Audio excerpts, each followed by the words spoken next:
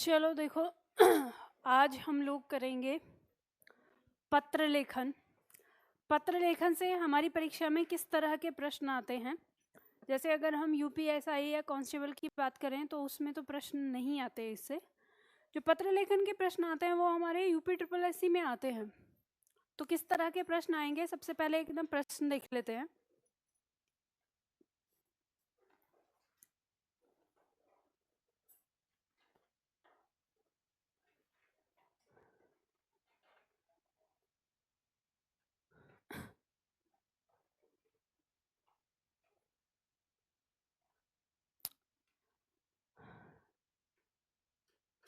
Page number कितना है? देखो पेज नंबर 22 होगा। पेज नंबर 22 पे पत्र लेखन से संबंधित प्रश्न उत्तर दिए हैं। तो देखो आपकी परीक्षा में किस तरह के प्रश्न आते हैं। उत्तर देखने की जरूरत नहीं है, अभी फिर प्रश्न देखना है। जैसे मच्छरों के प्रकोप से के संबंध में शिकायत पत्र लिखना हो तो किसे लिखेंगे? ऑप्शन दिया हुआ है माननीय स्वास्थ्य अधिकारी को, प्रधानमंत्री जी को, माननीय अध्यापक को या माननीय शिक्षा अधिकारी को। प्रश्न इस तरह का आता है, शासकीय पत्र के संदर्भ में कौन सा कथन गलत है? ऑप्शन दिया है पत्र के सबसे ऊपर पत्र संख्या लिखते हैं, पत्र संख्या के ऊपर तिथि लिखी जाती है, पत्र के बाईं ओर सेवा में लिखा जाता है, संबोधन महोदय बाईं ओर लिखा जाता है। प्रश्न कुछ इस तरह से आते हैं। जैसे प्रश्न संख्या 2 दिया है, मोहल्ले में फैली महामारी के संबंध में शिकायत पत्र लिखना हो तो किसे लिखेंगे? ऑप्शन दिए हैं आपके सामने। उसी तरह से प्रश्न आता है, बाढ़ पीड़ितों की सहायता के संबंध में पत्र लिखा जाता है, किसे लिखा जाता है? प्रश्न कुछ इस तरह से होता है, आपके मित्र का विवाह संपन्न हुआ है, आप उसे बधाई देना चाहते हैं, तो निम्न में से कौन सा पत्र लिखेंगे? ऑप्शन दिया है। दैनिक हिंदुस्तान में संवाददाता के पद के लिए किसे आवेदन पत्र लिखेंगे? प्रश्न है, किसी अधिकारी को पत्र लिखना हो तो संबोधन किया जाता है, क्या किया जाता है? यदि कोई पत्र सभी संबंधित कार्यालयों को प्रेषित किया जाता है तो उसे क्या कहते हैं? व्यक्तिक, अधिसूचना, कार्यालय या परिपत्र? मोहल्ले में हो रही लूटपाट के संबंध में शिकायत पत्र लिखना हो तो किसे लिखेंगे? 19 प्रश्न संख्या, अधिसूचना के संबंध में कौन सा कथन सही नहीं है? इसमें सरकारी आदेश, नियमों आदि की घोषणा होती है, इसका संबंध आम जनता और संबंधित व्यक्तियों से है, इसे राजपत्र व समाचार पत्र में प्रकाशित किया जाता है, यह प्रथम पुरुष शैली में लिखी जाती है। ठीक है। अनौपचारिक पत्र में इनमें से किस घटक का उल्लेख नहीं किया जाता? पता, पत्र क्रमांक, अभिवादन, प्रेषक आदि। इस तरह के प्रश्न आपकी परीक्षा में आते हैं। प्रश्न दिखाने का मेरा उद्देश्य ये है कि ताकि आपको ये पता चले कि हमें पत्र लेखन जो है उसमें से पढ़ना क्या है। कि देखो दो तरह से होता है, जो आपकी सब्जेक्टिव परीक्षा होती हैं, जैसे मेंस की परीक्षा है, उनमें पत्र आता है। जैसे आरओ मेंस की बात हम करते हैं, आरओ की, तो उसमें पत्र लेखन आता है कि पत्र लिखना है हमें किस तरह से, तो वो लेखन लिखित रूप में होता है। यहाँ जो हम पत्र कर रहे हैं, यहाँ केवल हम इस तरह के प्रश्नों के लिए यहाँ पर देख रहे हैं कि प्रश्न हमारे पत्र कितने प्रकार के होते हैं, क्या क्या उनमें उल्लेख रहता है, उस तरीके से हम यहाँ चीज़ों को समझेंगे। ठीक है। जब लेखन वाली बात होगी तो जब आपकी मेंस परीक्षा के लिए मैं क्लास कराऊंगी तो वहाँ पे लेखन अलग से कराऊंगी, ये नहीं है। ये कॉमन क्लास में जो है आपकी जो कंप्लीट क्लास होती है उसमें हम इस तरह से पढ़ते हैं। तो अब इसमें देखो कि आपको किस किस चीज़ों पर ध्यान देना है। ये लिखा हुआ है सब कुछ, आपको बस पढ़ना है, पढ़ के ध्यान देना है कि कौन कौन सी चीज़ों पर हमें कहाँ कहाँ पर क्या क्या होता है। इसमें वही फैक्ट याद रखने जो आपकी परीक्षा में पूछे जा सकते हैं। ठीक है, उनको तो शुरुआत करते हैं हम अपने पत्र की। जब हम पत्र की बात करते हैं, पत्र की परिभाषा की, तो पत्र की परिभाषा आती है, दूर रहने वाले किसी व्यक्ति के साथ अपने मन के भावों एवं विचारों को प्रकट करने का माध्यम ही क्या होता है? पत्र होता है। प्राचीन समय की बात करें तो प्राचीन समय में जो हमारे पत्र थे वो सगे संबंधियों को भी लिखे जाते थे, हम आपस में दोस्तों को भी लिखते थे, और जो शासकीय काम होते थे, कामकाज, उनमें भी होता था। लेकिन यहाँ पे अब हम बात करें वर्तमान समय की, तो वर्तमान समय में जो पत्र हैं उनका उद्देश्य केवल और केवल हमारे शासकीय कामों में रह गया है। जो हमारे सरकारी काम होते हैं उनमें ही पत्रों का प्रयोग होता है। तो यहाँ हम जो देखेंगे तो पत्र कितने प्रकार के होते हैं, उससे पहले पत्रों के बारे में थोड़ी सी चीज़ें हैं जो आपसे पूछी जा सकती है। पत्र लेखन की कुछ महत्वपूर्ण विशेषताएं। सरलता, पत्र की भाषा सरल, सुबोध और ग्रहणशील होनी चाहिए, यानी सरल होनी चाहिए। ये बस कहने बात के लिए होता है कि सरल होनी चाहिए, लैंग्वेज तो कुछ अलग ही होती है इसकी, है ना। स्पष्टता, पत्र की भाषा स्पष्ट होनी चाहिए, मतलब जो आप कहना चाहते हो वो स्पष्ट रूप से हो। इसमें ऐसा नहीं कि आप गोल गोल घुमा रहे हैं या अलंकृत भाषा का प्रयोग कर रहे हैं। संक्षिप्तता का मतलब है अच्छे पत्र में संक्षिप्तता का ध्यान रखना चाहिए। अतएव पत्र लेखक को गागर में सागर भरने की कला का निरंतर अभ्यास करना चाहिए, मतलब वो उसके पास इस तरह की कला होनी चाहिए कि वो गागर में सागर भर दे। और इनमें पत्र में अनावश्यक रूप से उपनामों, रूपकों या उत्प्रेक्षाओं या श्लेष, यमक जैसे यानी अलंकार आदि का प्रयोग नहीं करना चाहिए, इनसे बचना चाहिए। पत्र में ये सब चीज़ें नहीं आती। भाषा शैली, पत्र की भाषा शैली सरल और सुबोध होनी चाहिए। और निश्चयात्मकता, मतलब निश्चयात्मकता का मतलब हो गया कि आप जो बात कहना चाहते हो वो स्पष्ट रूप से कहो, यानी गोल गोल घुमा के नहीं, कि पढ़ने वाले को ये समझ में ही नहीं आए कि आप कहना क्या चाहते थे। तो ये पॉइंट आपके आते हैं। अब बात करते हैं हम पत्रों के प्रकार की, कि पत्र कितने प्रकार के होते हैं। ये सिर्फ किताबों के लिए रह गया है, पढ़ने के लिए। पत्र हमारे दो प्रकार के होते हैं, अनौपचारिक पत्र और औपचारिक। अनौपचारिक पत्र वे होते हैं जो हम किन्हीं अपने रिश्तेदारों को लिखते हैं, जो अपने रिश्तेदार, दोस्त या जिन्हें जो हमारे जानने वाले हैं उनको लिखते हैं। और औपचारिक पत्र होते हैं जो कार्यालय, यानी अब जो रिश्तेदार जिनसे हमारा कोई संबंध नहीं है उनसे बातचीत करने के लिए जो हम पत्र लिखते हैं वो औपचारिक होते हैं। अनौपचारिक पत्र के अंदर आ जाता है व्यक्तिगत पत्र, जिसे आप व्यक्तिगत या वैयक्तिक पत्र कहते हैं, निमंत्रण, शोक या बधाई या धन्यवाद पत्र आदि। और इसी तरह से जब हम औपचारिक पत्र की बात करते हैं तो इसमें आवेदन और प्रार्थना पत्र, यानी जब हम जॉब के लिए कहीं आवेदन देते हैं तो वो, या फिर हम जब छुट्टी के लिए प्रार्थना पत्र देते हैं तो वो। व्यावसायिक पत्र, यानी एक, जैसे हम कहें कि एक कंपनी दूसरी कंपनी से जब कोई सामान आदान प्रदान करती है तो उस दौरान जो पत्र लिखे जाते हैं वो व्यावसायिक पत्र में आते हैं। और कार्यालयी पत्र जो सरकारी पत्र होते हैं, शासकीय पत्र भी इन्हें कहते हैं। और सार्वजनिक या शिकायती पत्र, ये वे पत्र होते हैं जब किसी आम जन के द्वारा सरकार को कोई पत्र लिखा जाता है तो वो किस में आता है, शिकायती पत्र या सार्वजनिक पत्र में आता है।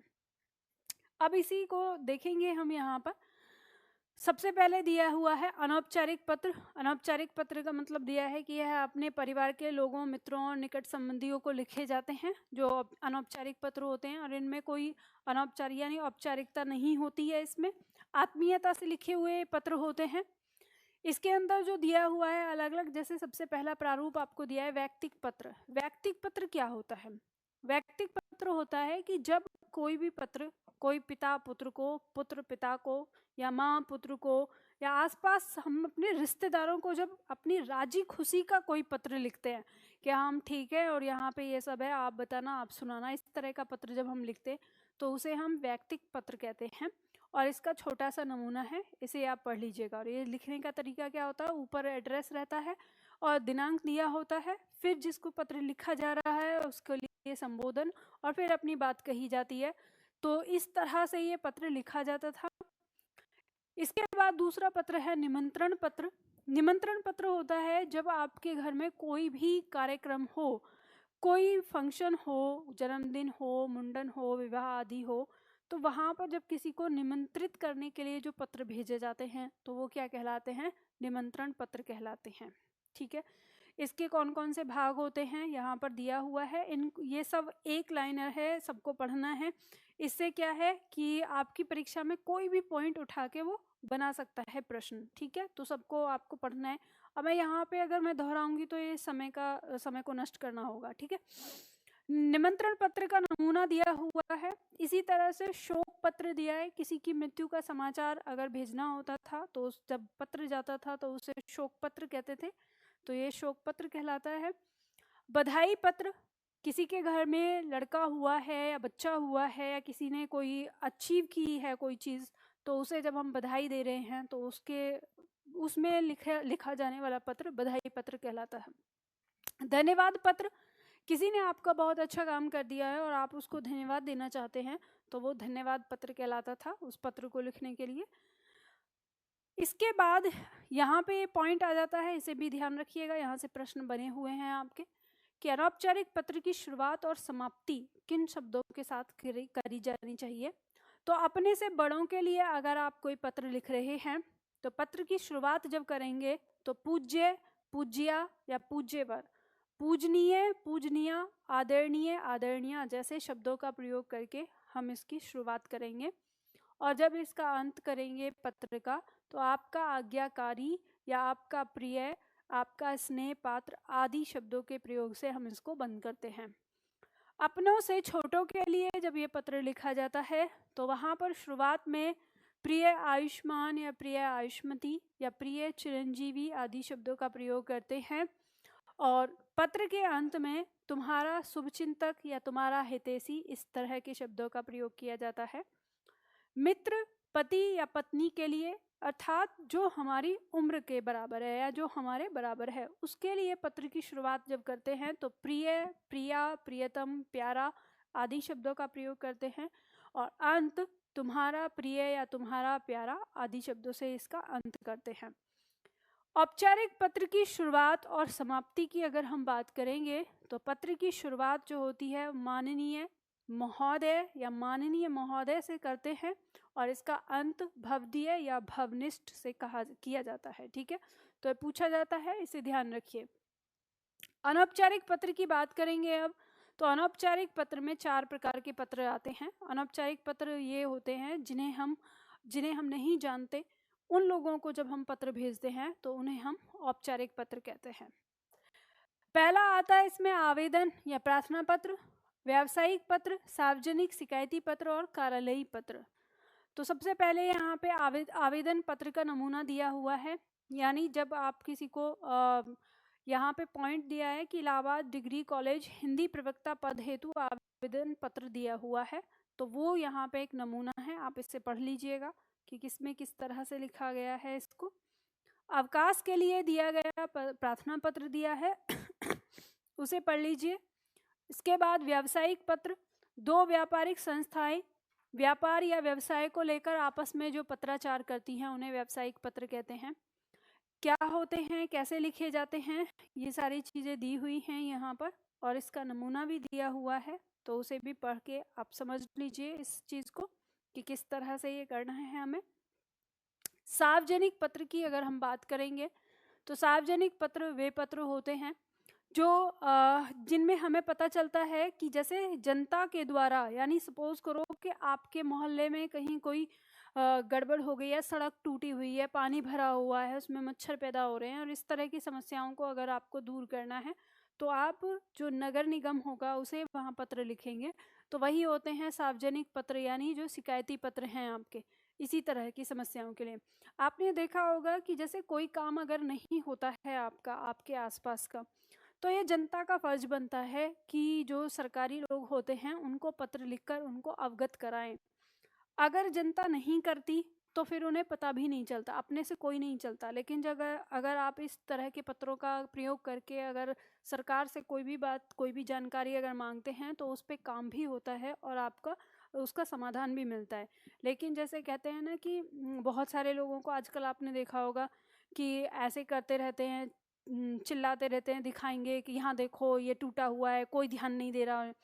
ऐसे चीखने चिल्लाने से कभी कुछ नहीं होगा, ना उसका कोई हल निकल सकता। या मान लो जैसे आपके घर का कोई बच्चा सरकारी स्कूल में पढ़ रहा है और उस स्कूल में पानी पीने का साधन नहीं है, या उसे कोई दिक्कत है या इस तरह की कोई समस्या है, तो बाहर मीडिया पे डालने से और इन सारी चीज़ों से ही केवल हल नहीं मिलेगा। ये सारी चीज़ें तो चलती हैं, लोग देखते हैं, आगे बढ़ जाते हैं, इससे कोई एक्शन नहीं आता।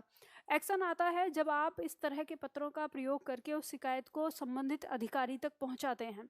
जब संबंधित अधिकारी को पता चलता है उस समस्या का, उन सारी चीज़ों का, तो उसका समाधान भी निकलता है। तो इसलिए ये ध्यान रखिए कि आपको कोई और पत्र आए ना आए, लेकिन सार्वजनिक ये शिकायती पत्र लिखना ज़रूर आना चाहिए, और ये भी पता होना चाहिए कि हम इसका प्रयोग कब, कहाँ, कैसे कर सकते हैं। आप एक बिल्कुल आम नागरिक हैं, बिल्कुल एक साधारण से, आपकी कोई पहुंच नहीं है, उसके बावजूद भी आप अपने आसपास का काम करवा सकते हैं इस तरह के पत्रों के माध्यम से। क्योंकि ये वो होती है जानकारी कि जब आप, जो अधिकारी लोग होते हैं, उन तक अगर आप ये पत्र पहुंचाते हैं तो उनके ऊपर ये नैतिक जिम्मेदारी होती है। होता ये है कि जब आप कोई पत्र लिखते हैं तो जिस अधिकारी को वो काम दिया गया है उससे ऊपर भी अधिकारी होते हैं, और फिर उनसे ऊपर भी अधिकारी होते हैं। तो जब ये सारे पत्र अगर जाते हैं तो इन सब का रिकॉर्ड बनता है, और जो ऊपर काम करवाने वाले होते हैं वो उनसे पूछते हैं कि इस काम का क्या समाधान निकला। अगर या तो उन्हें समाधान देना पड़ेगा, समाधान दे के दिखाना पड़ता है कि ये काम हाँ यहाँ ऐसे हो गया। अगर वो नहीं दिखाएंगे तो उनकी जॉब खतरे में आ जाती है। तो जब आप वैसे भी सरकारी जॉब का जब हिस्सा बनेंगे तो आपको पता चलेगा। तो इसलिए आपको ये सरकारी पत्रों के बारे में, शिकायती पत्रों के बारे में पता होना चाहिए कि हम अपनी समस्याओं का समाधान करवा सकते हैं यहाँ पे। अब ऐसा मत कर देना कि आप मतलब पत्र लिख के कह दें कि मुझे सरकारी जॉब करनी है, मुझे मिली नहीं है, सरकारी जॉब के लिए दे दें। तो उन सब का अलग अलग प्रोसेस है ना, वो चीज़ें आती हैं। ये उन सारी चीज़ों के लिए जो बेसिक सुविधाएं हमें सरकार देती है और हम तक नहीं पहुंचती, उनके लिए। आगे आता है, अच्छा आपने कभी ऐसा पढ़ा है कि भाई न्यूज़पेपर वगैरह में कोई नए कि जो हमारे युवा प्रधान बने, जैसे गांव में ग्रामीण जो प्रधान बने, कि उन्होंने अपने गांव में इतनी तरह की सुविधाएं करवा ली और ये सारी चीज़ें। ये वही लोग हैं जो इन सारी चीज़ों को पढ़ते हैं और जैसे नई एज के जो बन रहे हैं। मैंने अभी पढ़ रही थी, मैं कल परसों ही एक पेपर में आ रहा था कि उत्तर प्रदेश के किसी इलाके में एक नई लड़की बनी है प्रधान।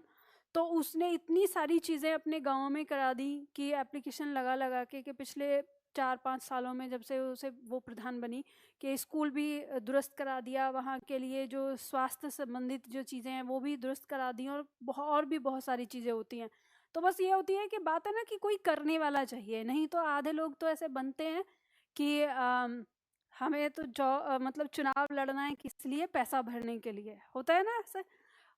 अच्छा एक चीज़ और, अभी ना इस सरकार ने एक और काम किया है कि अभी ऐसी पॉलिसी लागू करी है कि जैसे मान लो अगर आप कहीं पे सड़क बनवाना चाह रहे हो, सपोज करो आपका एक छोटा सा गांव है, आप अपने छोटे गांव में सड़क बनवाना चाह रहे हो, तो आपने एप्लीकेशन लगाई कि सड़क बनवानी है, तो उससे उस सड़क बनवाने के लिए पैसा मिलेगा। तो पहले होता था कि वो प्रधान के खाते में आता था पैसा, लेकिन इस सरकार ने कुछ इस तरह का नियम कर दिया है कि अब वो उसी को जाएगा, जैसे बिल्डर जो बनाएगा मान लो सड़क, तो उसी के अकाउंट में आपको दिखाना पड़ेगा कि सड़क बन रही है यहाँ पे, और पैसा जो पेमेंट होगा उसके पास ही होगा, यानी जो काम करने वाला है उसके पास ही। तो अब इस तरह की जो मतलब तरीका हुआ है, इससे क्या है कि इससे पैसा गबन होने का जो चांस है वो कम हो गया है, कि हर कोई बेईमान नहीं हो सकता। मान लो या तो बेईमानी करने के लिए आपको पूरी टीम बैठानी पड़ेगी भाई के इस तरह की, नहीं तो अगर कोई किसी ने भी लीक कर दिया तो वो सब पर ही एक कार्रवाई हो जाती है। और पहले क्या होता था कि प्रधान के खाते में आया पैसा, उसने थोड़ी सी चीज़ कहीं दिखाई और पूरा पैसा गबन कर लिया। तो ऐसे ही एक लोग थे इधर हरियाणा के बॉर्डर के पास के, यूपी के ही थे, तो कह रहे हमने तो प्रधानी लड़ी, इतना पैसा खर्चा करा, और अब ये ऐसा नियम आ गया। इतना मतलब इतनी गाली दे रहे थे, इतनी गाली दे रहे थे सरकार को। वो यहाँ पे पढ़ाते भी हैं, नाम नहीं लूँगी मैं किसी का, आप जानते हैं, आप जानते होंगे, मैं सब्जेक्ट भी नहीं बताऊँगी वरना आप पहचान जाओगे। तो मतलब ये देखो, मैंने कहा ना कि नाम नहीं लेते हैं आप लोग मानते नहीं हो। तो मतलब इतनी इतनी गाली दे रहे थे, इतनी गाली दे रहे, हमने इतना पैसा लगाया और ये करा, ये अभी ये ऐसे हो गया, वो हो गया।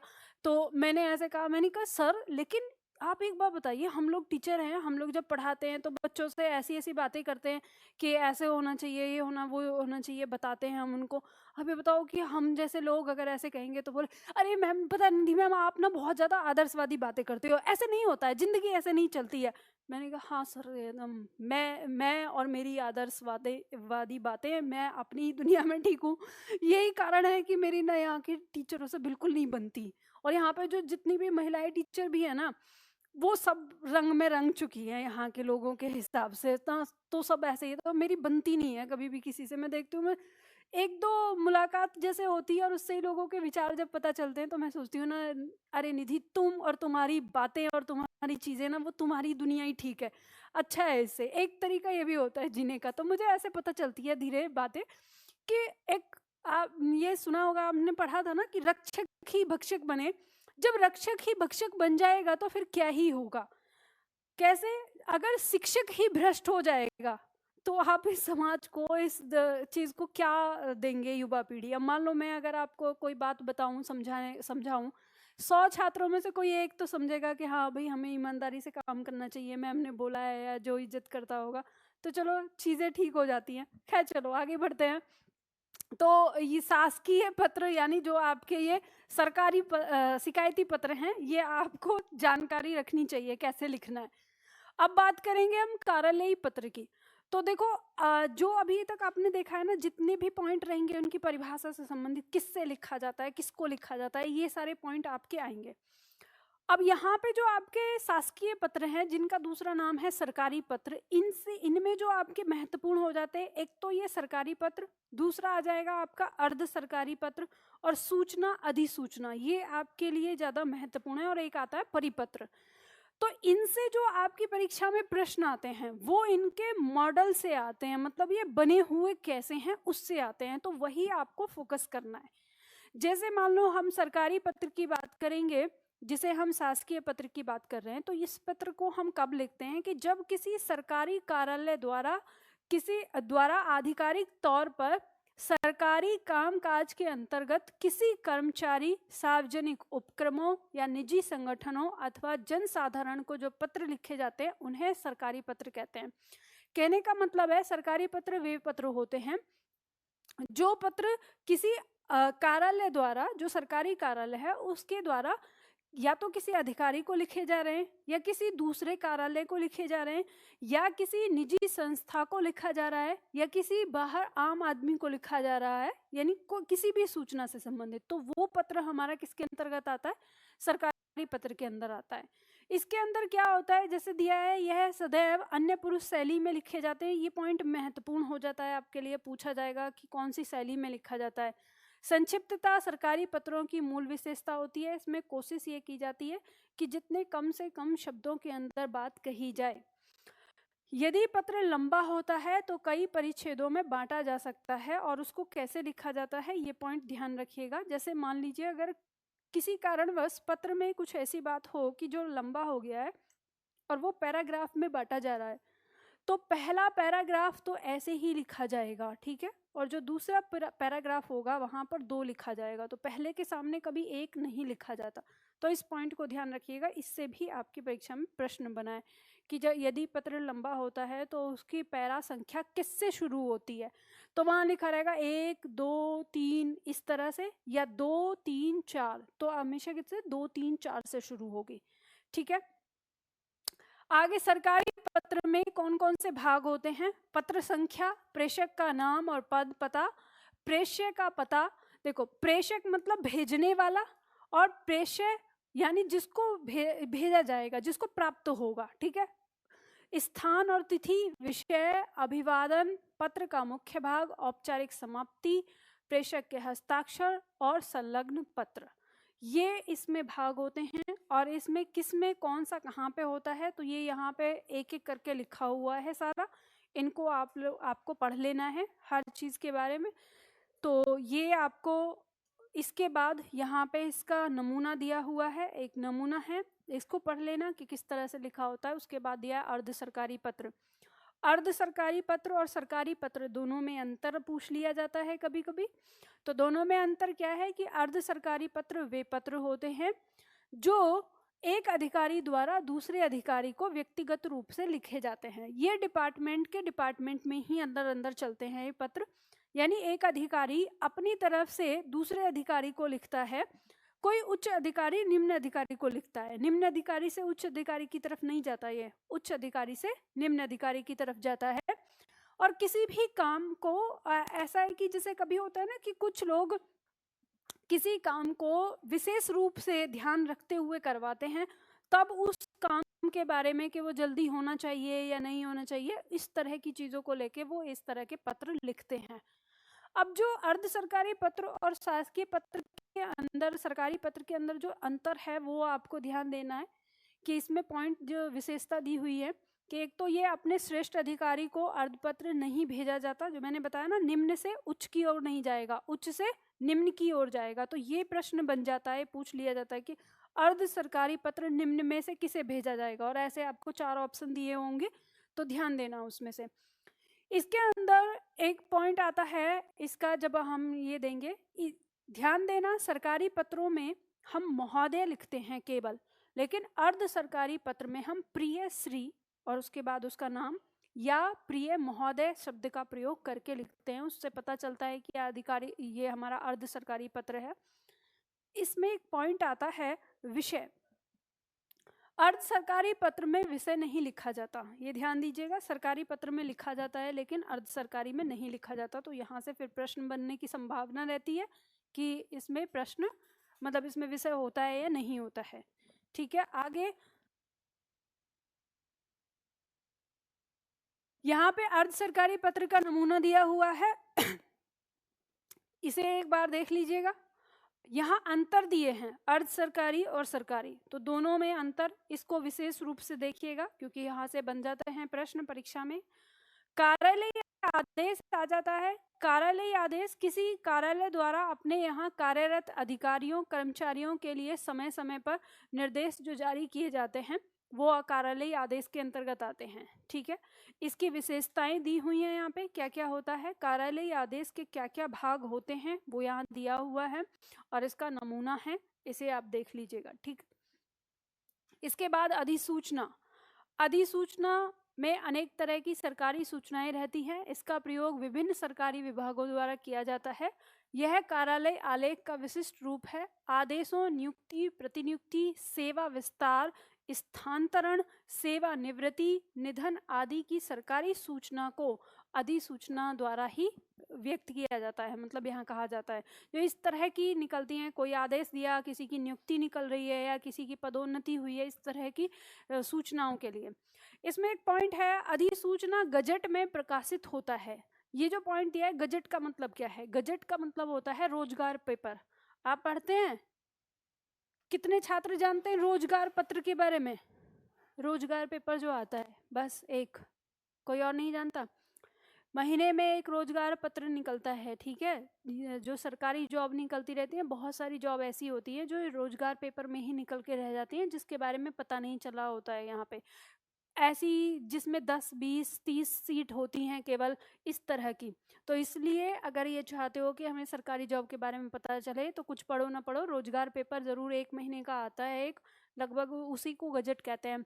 सरकारी बहुत सारी चीज़ें वहाँ पे आपकी आती हैं। कई बार ऐसी भी जॉब निकलती हैं जैसे 3 साल के लिए कॉन्ट्रैक्ट बेस पे होती हैं और फिर बाद में वो स्थायी कर दी जाती हैं कार्यशैली को देखते हुए। तो इस तरह की जॉब भी जो निकलती हैं वो आपकी रोजगार पेपर में ही, गजट में जो रहता है वहाँ निकलती हैं। तो इसको हर सरकारी जॉब की तैयारी करने वाले छात्र को उसके बारे में पता होना चाहिए, और उसमें सारी चीज़ें कि भाई आपके, और ये ऐसा ज़रूरी नहीं है कि आप एक ही जॉब के लिए तैयारी कर रहे हैं, तो बहुत कंपटीशन है जो सामने दिख रहा है।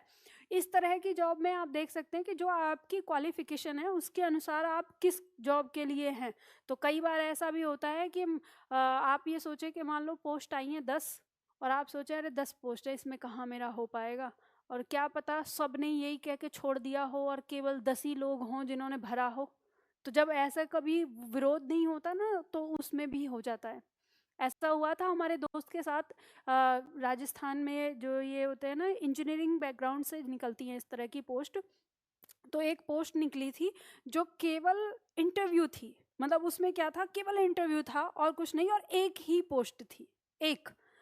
तो हमारे ग्रुप में था एक लड़का राजस्थान का, तो उसने वो भर दिया। तो ऐसे ही चर्चा हो रही थी तो बोला कि अरे मैं तो नहीं जाऊंगा, क्या यहाँ जाऊंगा मैं, अब एक ही है और एक पोस्ट में कहाँ मेरा होने वाला। और वो अपने आप को ऐसा समझता था मेरा होगा ही नहीं, ज़्यादा उसे विश्वास नहीं था।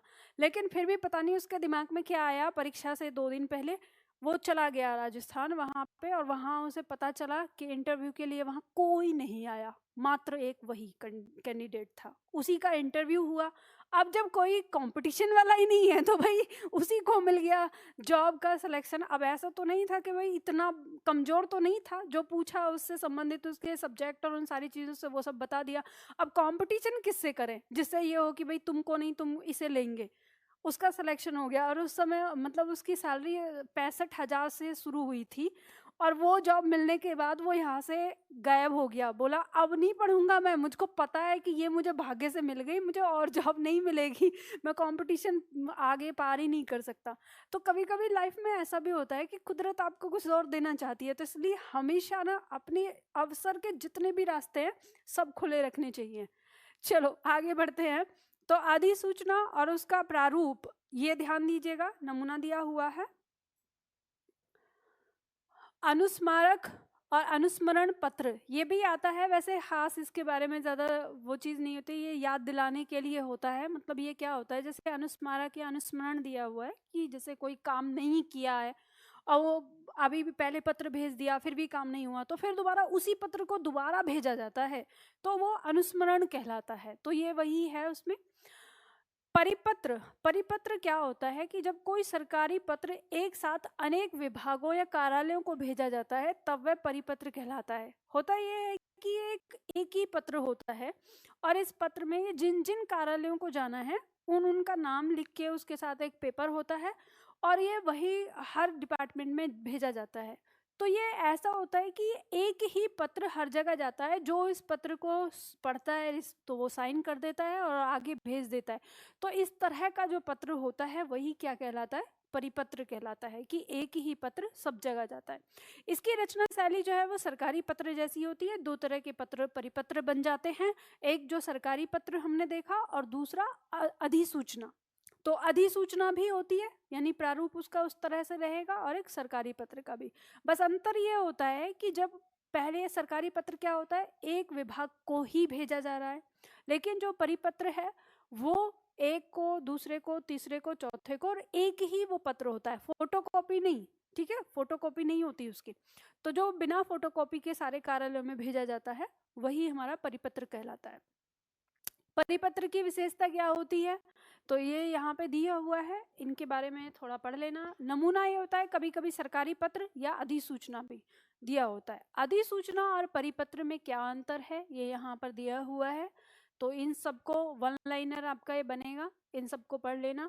कार्यालय आदेश और अधिसूचना में क्या अंतर होता है ये वन लाइनर हो जाता है। ठीक है, इसको आप पढ़ लीजिएगा, और इसके बाद ये आपके फिर प्रश्न हैं जो आपके दिए हुए हैं। ठीक है, तो आपकी परीक्षा में इस तरह के प्रश्न यहाँ से आते हैं जो आपका पत्र लेखन है।